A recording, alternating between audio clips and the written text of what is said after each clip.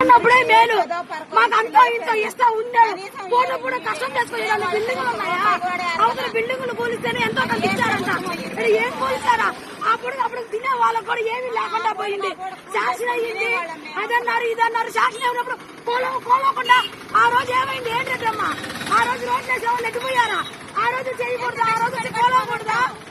ఈ రోజు గెలిచి ఆడ పోయి కూర్చొని నిలబడి కూర్చొని అడిగే వాళ్ళు లేరు, ఆడేవాళ్ళు లేరు.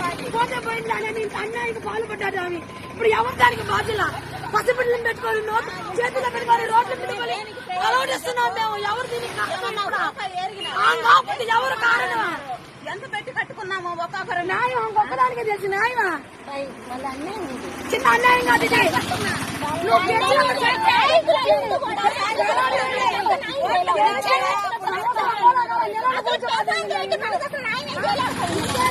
వచ్చి మాకు న్యాయం చేసిందా?